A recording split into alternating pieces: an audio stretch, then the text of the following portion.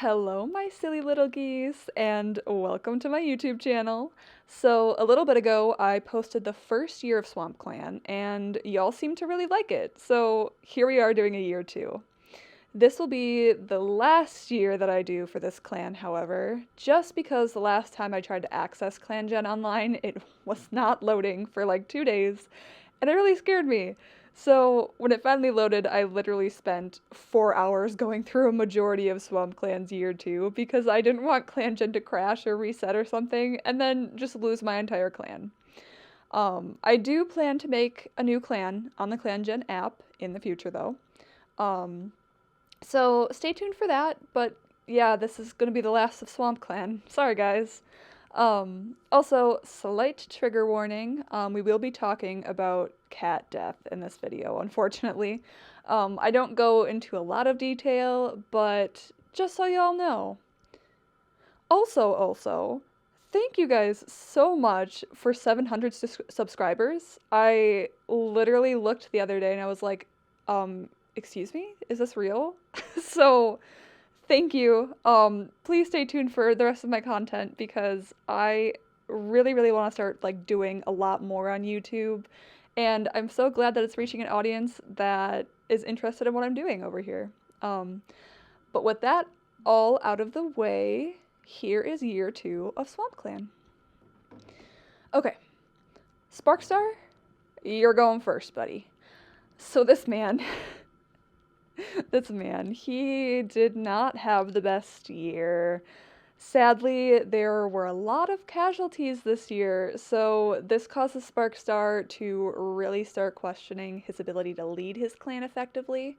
Sparkstar takes the well-being of his clanmates very seriously, and he just hates the fact that he isn't able to save everyone, and he just feels like due to the stress of leading, he has slowly been losing his relationships in the clan as well, especially his one with Small Ears.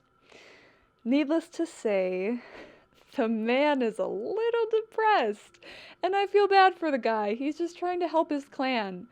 But honestly, that's about it with him this year. He's just living through his sad era at the moment. But don't you worry your pretty little head. There is a lot of other things to talk about in this video. This year was very eventful, just not so much for Sparkstar. Oh, and Buckbounce gave Sparkstar some catmint to wear because he was so sad and she was just trying to cheer him up. Bless Buckbounce's heart. I love her. But yeah, that's Sparkstar. If you guys watched my last video, you'll know that SwampClan had an absolute explosion of kits in the camp towards the end of the year, the first year. So at the beginning of year 2, 6 of the kits were made apprentices. Hailsight receives one of these new apprentices, and that is Piper Paw. So Hailsight is in a weird funk at the beginning of year 2. She's very distracted and just overall detached from clan life. And when she receives Piper Paw as her apprentice, she gets a little nervous, seeing that she is such a young warrior, already receiving an apprentice. Unfortunately, she isn't the best teacher, and Piperpaw really wishes that Hailsight would be more serious about teaching him how to be a warrior, but before she is able to kind of sink her claws into being a mentor, she catches Yellow Cough. Now this is the part where we have to talk about Sleek Paw.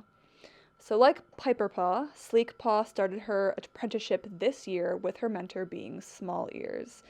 Sleek Paw has always been a bit odd in her interests, which is completely fine by me, mind you.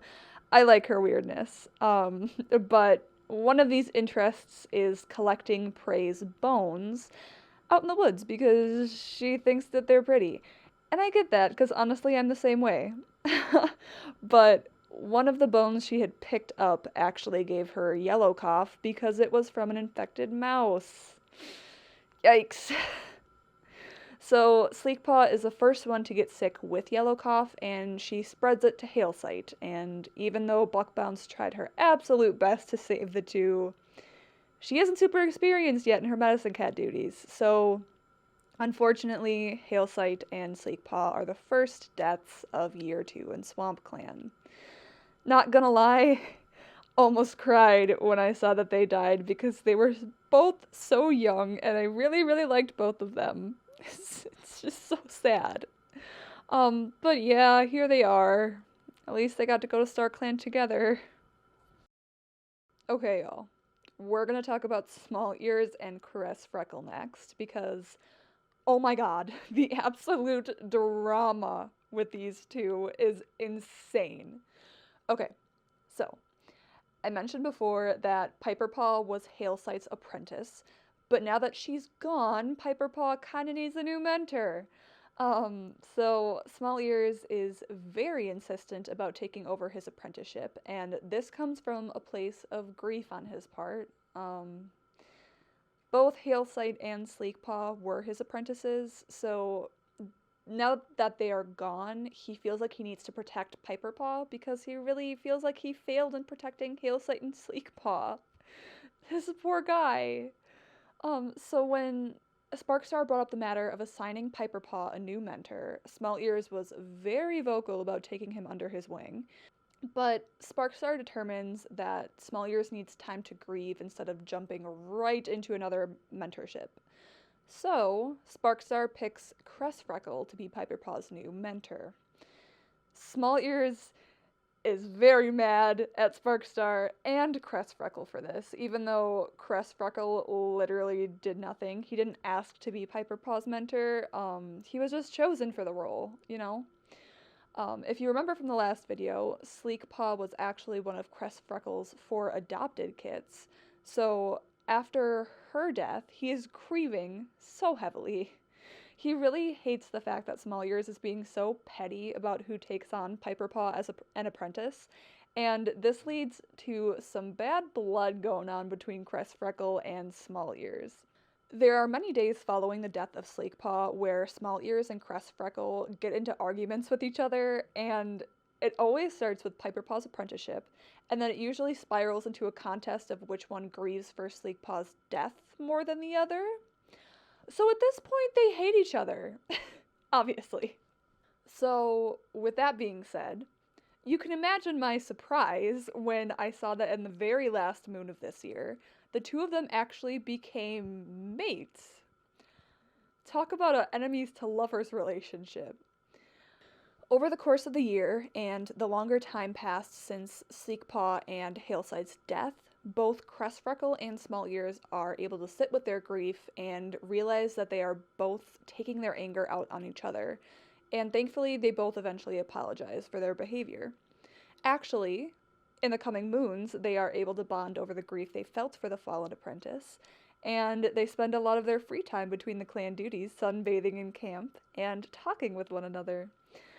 At some point down the line, Cress Freckle actually realized that his feelings towards Small Ears wasn't platonic anymore, and that it actually had blossomed into something more. He admits this to Small Ear, and Small Ears admits that his feelings aren't just platonic anymore either. So now they're mates. And honestly, okay, at first I did not know how to feel about them getting together, but now that I've sat with it a little bit, I can get down with it. They make a really good couple. So that's them.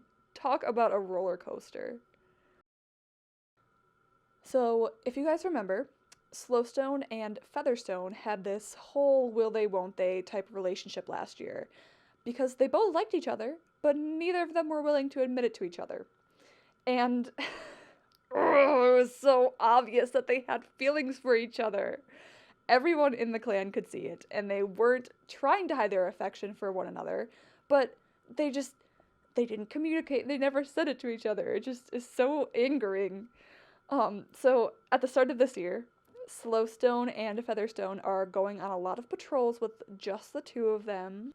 And on one of these patrols, Featherstone actually admits to Slowstone that he feels like he's lacking as a deputy lately, due to the stress of all the kits in the camp, as well as the lack of warriors that they have in the clan. But Slowstone comes to the rescue, and he assures Featherstone that the clan wouldn't be the same without him. And Slowstone finally admits that he really admires Featherstone and has feelings for him. Featherstone is so grateful for the reassurance, and he admits that he has feelings for Slowstone as well. And this made me so happy because I was finally gonna get some romance in the clan. After this talk, the two don't officially declare themselves as mates. They decide to wait a little bit because they literally just confessed to each other, and they want some time to sit with that information instead of rushing into making their relationship official. I get it. I'm down for it. As long as it happens, we're good.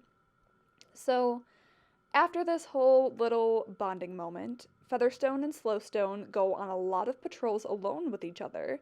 And on one of these patrols, it was a very hot day. The two of them were walking and talking, and about halfway through the forest, Slowstone suddenly collapses and falls unconscious. Featherstone starts freaking out and rushes back to camp as quickly as he can to get help. But when he and Buckbounce get back to Slowstone, he has already passed due to heat exhaustion. Slowstone's death is in the same moon as Hailsight and Sleekpaw, and it has only been 2 moons into the year. At this point, I took this as a very bad omen for the clan's success this year, but honestly, I was so crushed when Slowstone died because he and Featherstone were finally going to be together. This man died too soon. Well, now that we've talked about Slowstone, I feel like it's only fair to talk about Featherstone. How's he holding up? So, now that Slowstone has moved on to StarClan, we're gonna check in with Featherstone. He's not doing good. Featherstone is extremely distressed about the death of Slowstone, especially because it took so long for them to admit their feelings for one another, and they just were going to be mates, and Slowstone up and dies on him. I felt so bad for Slowstone, guys. Like, him and Slowstone were the only ones in my clan who really, really liked each other, and I really wanted them to be in love together, but no! Clan Jen doesn't want me to be happy. So, here we are. It's fine. Everything's fine. So, after Slowstone dies, he fully commits himself to his duties in order to numb the grief of losing his almost mate. He is constantly doing tasks around the camp to distract himself, and when he doesn't have something to do, he gets so sad because he can only think about how much he regrets not becoming Slowstone's official mate before his death. And then, towards the end of the year, Slowstone finds an abandoned kit in the woods and brings it back to camp. But the kit passes away within the next few days. Why does everything this man loved die? It's not fair. Oh no. This world needs to be kinder to Featherstone. He does not deserve all of this. I'm really hoping that he has a better year next year. After losing 3 clanmates in the span of 1 moon, Sparkstar decides to assign Buckbounce 2 apprentices, so she can finally have some more help in the Medicine Cat Den, even if the apprentices that he chose haven't really had a connection with StarClan so far. Sparkstar is just worried about his clan's health, so I get it. This is his way of trying to prevent any other serious casualties in the future. The apprentices that Sparkstar assigns to Buckbounce are Irispaw and Daisypaw, and both are very willing to learn the ways of a medicine cat at first. Buckbounce is struggling with the fact that she feels responsible for the deaths of her clanmates, so she's been really bummed out lately, but she also uses those emotions to fuel her energy towards teaching her new apprentices everything that she knows. Unfortunately, because she feels like her skills aren't good enough, she does unintentionally project those feelings onto her apprentices. This manifests in being a little too harsh on Irispaw and Daisypaw when they make mistakes, and she's always pushing them to be constantly practicing their herb knowledge or gathering herbs in their free time. Buckbounce really does mean well, and I feel for her, but girly, you need to chill out a bit. Because eventually Daisy Paw decides to leave the medicine den because of all of the pressure that's been put on him. After Daisy Paw leaves, Buckbounce realizes that she has been too pushy and she takes a step back and allows for the remaining apprentice, Iris Paw, to take more time in his studies, which really helps him be less stressed, although he is struggling with his duties without Daisy Paw to be there to help him.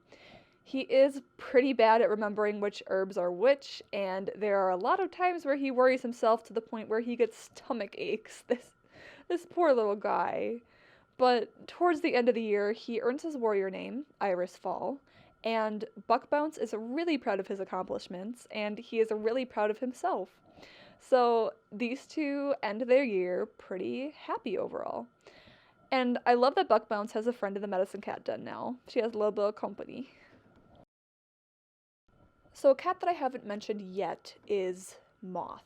She joins the clan at the very beginning of the year because she strayed too far from her two legs while they were out on a hike and she lost her way in the woods.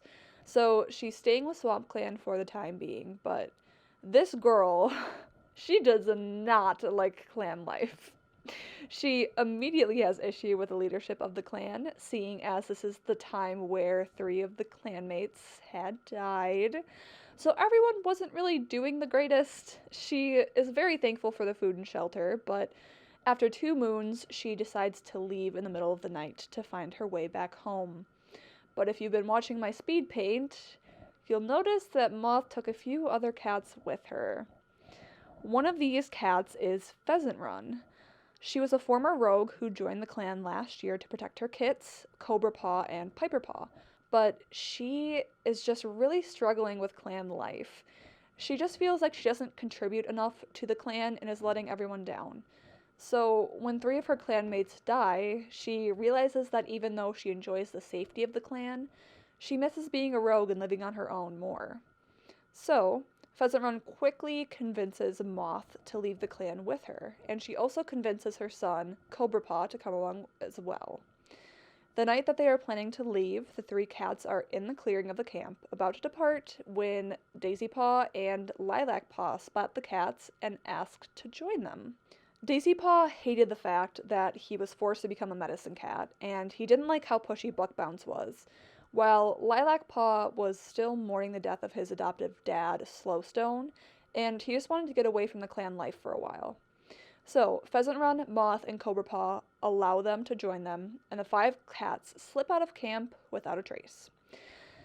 None of them told their clanmates that they were leaving, and they were happy to have a new start away from the clans, but as they crossed the border of SwampClan territory, a fox ambushed the group, and they were all unfortunately killed in the attack. So, only 4 moons into the year, there have been 8 deaths in the clan. StarClan is being greedy and trying to steal all my babies from me, and I hate it so much. So I've mentioned Piper Paw a few times at this point, so let's talk about him. Honestly, he's giving main character energy this year. This man goes through so much. So first off, after his mentor decided to be Hailsight, he takes issue with her teaching style. He basically thinks that she isn't being serious enough about his training, and when she dies, he feels awful about feeling that way about her, and he really regrets not giving her a chance at being a better mentor. Then, with the whole Crest, Freckle, and Small Ears fighting thing going on, he feels like his feelings aren't being taken into consideration, and he's instead being thrown to the wayside as an item to be fought over instead of an actual cat. In the first few moons of his apprenticeship especially, he feels like Crest Freckle is distracted and not taking Piper Paw's training as seriously as he should be. And Crest Freckle is a good mentor and all, but he is going through his own stuff right now with Sleek Paw dying and the feud with Small Ears, so he's definitely not the most focused. Piper Paw's mental health definitely goes downhill though, after Pheasant Run and Cobra Paw leave.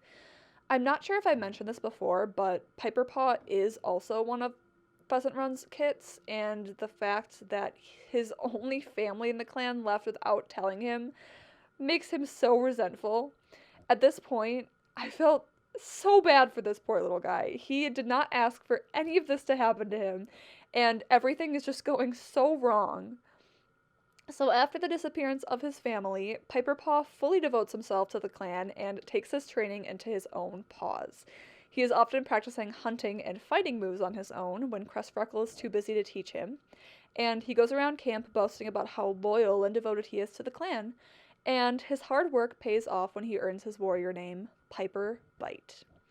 So shortly after his warrior ceremony, Piperbite, Charpelt, Huey, and Willowwing are out on patrol and come across a fox and her two cubs on SwampClan territory. And the patrol drives them away, but as the foxes fled, Piperbite thought he could smell the faint scent of his mother. Piperbite quickly bolts after the foxes, and the patrol with him reluctantly follows. He was eager to find his mother and confront her about why she left the clan without him. But when he breaks through a small clearing, he finds the half-eaten bodies of his former clanmates.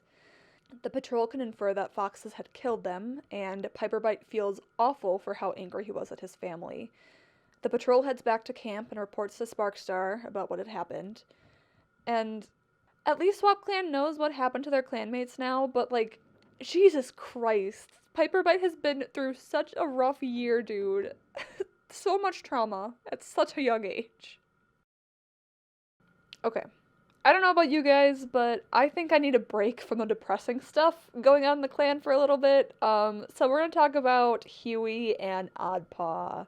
So these cats really haven't had a lot happen to them this year overall. They've just been chilling in the background. First, we have a little Adpa, and his mentor is Moth, but you guys already know that doesn't last very long. So when Moth leaves, Huey actually volunteers to take on Adpa as her second apprentice, and these two get along so well. Adpa really pushes Huey out of her comfort zone because she is more of a shy cat and still really hasn't made a lot of connections in the clan yet. And Huey knows how to rein in Adpa's very rambunctious personality. Amongst all the chaos of Year 2, Huey and Adpa have been able to really rely on each other for support during these very hard times.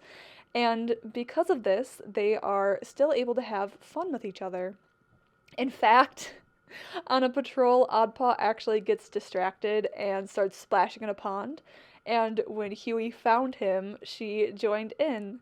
This moment is actually where Adpa gets his warrior name from, which is Odd Puddle.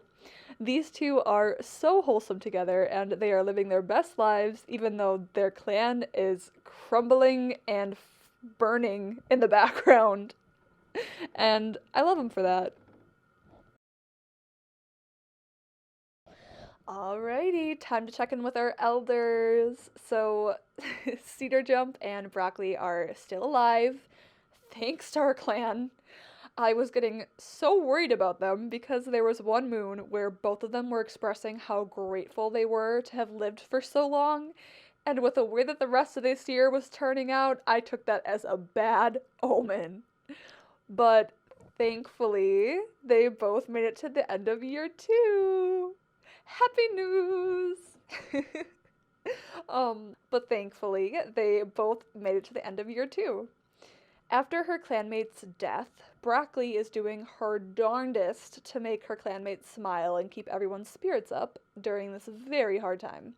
She is the clan's little ray of sunshine, and she still very much enjoys playing with all the younger cats in camp because she's just a silly little guy at heart. What more can I say? Cedar Jump is kind of just chilling all year, not much drama going on with him, but yeah, that's our two elders. I'm glad they didn't die this year. That would have made this year so much worse. So I am going to lump all of these next apprentices into one group because, if I'm being so honest, they did not do anything of note this year. So sorry guys, but maybe you should have been more interesting. Anyway, so last year I was very worried about Yellowpaw because he was being very angsty and thinking that he was the shit. And that doesn't change when his mentor is determined to be Featherstone, the deputy. Sparkstar, Come on, dude, you know better than that to give this little egotistical apprentice the deputy as a mentor. Honestly, the worst that Yellowpaw does, though, is brag about his mentor to all the other apprentices and just shows off all the fighting moves that he knows because he's such a big, strong, tough guy. Charpaw, meanwhile, is just trying to cheer up everybody, particularly Buckbounce and her mentor Drake Heather. Other than that, she's just chilling for most of the year. And then Bloompaw has Small Ears as his mentor, and because Small Ears is still going through his own thing at this point, Bloompaw ends up feeling like he's being underappreciated throughout a lot of his apprenticeship, and he's really just salty most of the time. But yeah, that's about it with these guys. They all earn their warrior names, which are Yellowfeather, Charpelt, and Bloomclaw. Oh my god, I cannot say this man's name. Bloomclaw. Bloomclaw. Bloomclaw. But yeah, that's the tea with them. That's about it. Next up, we have Willowpaw and Pansypaw. When they are made apprentices, Willowpaw's mentor is Huey, while Pansypaw receives Sparkstar. This causes Willowpaw to really not like Huey and her sister because she feels like she needs the highest quality education on how to be a warrior. And Huey has only been in the clan for a few moons at this point. Pansypaw, the nonchalant queen that she is, just tells her to get over it. I love Pansypaw so much. She is such an icon. She does not give two shits. Willowpaw, on the other hand, obviously does not like this response, so she decides not to talk to her sister ever again. What a drama queen. Pansypaw is the definition of unfazed about this, though. She's just living her best life, exploring the forest and being a little detective after the disappearance of her clanmates. She thinks that they would be heading to the two-leg place since Moth didn't like the clan lifestyle, but when she searched there, she did not find anything. But eventually, the two sisters earn their warrior names, as well as their other sister, Emberpaw. They are named Willowwing, Pansy Dapple, and Ember Tail, respectively. I checked up in StarClan this moon just to see what Sleekpaw was up to.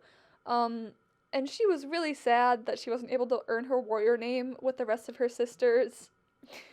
And oh my god, that broke my heart. Poor Sleekpaw, she parted from this world too soon, dude. But after her naming ceremony, Willowwing gets very resentful towards Buckbounce because she still blames the death of her sister on the Medicine Cat's incompetence, and by having her naming ceremony without Sleekpaw, it really hurts her, and she swears that she will get revenge for her sister. Oh no. Willowwing hasn't done anything yet, but goddamn, that is so ominous. Going back to Pansy Dapple, she goes on a herb patrol with the Medicine Cats, Buckbounce, and Irisfall, as well as Piperbite. After hearing about the fox attack on the cats who went missing, Buckbounce wanted some extra protection while going out to collect herbs. And thank God she did, because they come across another fox on this patrol. What is the problem with foxes on this territory? Pansy Dapple tells the Medicine Cats to run back to camp while she and Piperbite distract it. But Piperbite isn't having any of that. He decides to attack the fox, actually, to avenge his family. Him and the fox tussle for a bit before Pansy Dapple tugs him away from the fight, and they make it back to camp safely. And you know what Pansy Dapple does after this? She finds some pretty feathers for herself and decorates her pelt with them as a reward for her own bravery. I am such a Pansy Dapple stan. She is so quirky and I love it. But at the end of this year, Willowwing and Pansy Dapple are back on good terms, and they get along really, really well now. I am still worried about Willowwing. Please don't kill Buckbounce. Please. Okay, so we've talked about Sleekpaw, Willowwing, and Pansy Dapple. So I think it's time for Emberpaw, my sweet little baby. When she is made an apprentice, her mentor is Drakeheather, and Emberpaw's wacky energy definitely gives him a challenge. He is very diligent and serious, so trying to teach Emberpaw with her rambunctiousness is definitely a challenge for him. But after a little bit of time, the two of them make a very good pair. Before the group of 5 cats leave, Emberpaw actually gets a vision from StarClan and confides in Drakeheather about it. The vision was of a scorched patch of grass burning in the clearing of the SwampClan camp, and a mysterious cat came to snuff it out. Drakeheather doesn't really know what to make of the vision, but he does encourage Emberpaw to talk to Buckbounce about it. But Emberpaw adamantly refuses. She is afraid that if she admits to the fact that she had a vision, then she would be forced to be a medicine cat, and Miss Girl is not about that lifestyle. She just really enjoys being a warrior apprentice. So Drakeheather agrees to keep her vision a secret, and they try to help figure out what the vision means. But Embertail does receive her warrior name with her other sisters, and she is super proud to be an official warrior. But on her first patrol as a warrior, she got bit by a snake and almost dies, and she doesn't take that too well. She admits to Drakeheather that she thinks StarClan is angry at her for not switching over to being a medicine cat, and this was their way of warning her. Drakeheather assures her that StarClan isn't angry with her, but he is very uneasy about the whole situation. Speaking of Drakeheather, after Buckbounce, Irisfall, Pansy Dapple, and Piperbite flee from the fox that was found on SwampClan territory, it leads the fox right to the clan's camp. In the middle of the night, the fox infiltrates the camp and tries to take the elders as an easy snack. But Drakeheather successfully drives the fox away, but not without earning himself a pretty nasty scar on his side. But, I mean, it's pretty cool, so can't really complain. Anyway, so Drakeheather, Ember, Tail, Charpelt, and Willowwing go out on patrol, and they come across a band of rogues on the territory. The patrol confronts the rogues, but the rogues aren't here to talk, they are here for blood. So they are under the impression that one of the clan cats killed one of their friends, so the rogues attack the patrol.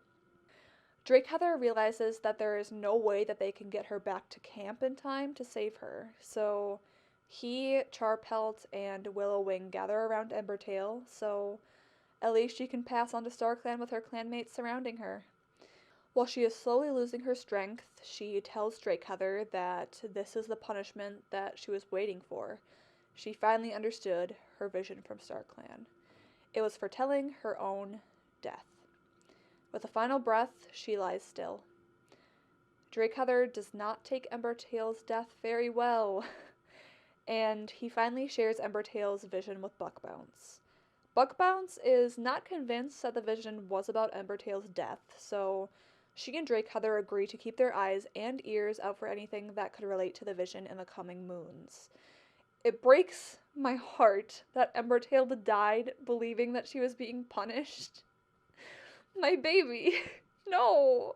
It's okay. You're not the problem here. You didn't do anything wrong. But yeah, this year ends with Embertail's death and a very ominous vision from StarClan. Oh my god, we made it to the end of the video! Woo! But yeah, so that's the end of year 2 in SwampClan. Like I said at the beginning, I won't be continuing with this clan, just because SwampClan is on the online version of ClanGen. And it's not very reliable, so I'm switching over to the app with a new clan. So don't worry, I'll still be doing Warrior Cats content like this, just like with some new faces. If you enjoyed the video, let me know in the comments, and if you want to see a specific type of content from me in the future, also let me know in the comments. Also, just one more little thing. Thank you again so much for the amount of subscribers that I've had and the amount of interest that I've gotten on my videos. It really means a lot to me that people out there are interested in the art that I'm making, the content that I'm making. So, thank you. Having said that, have a great rest of your day, and I'll see you silly little gooses in the next video. Bye-bye!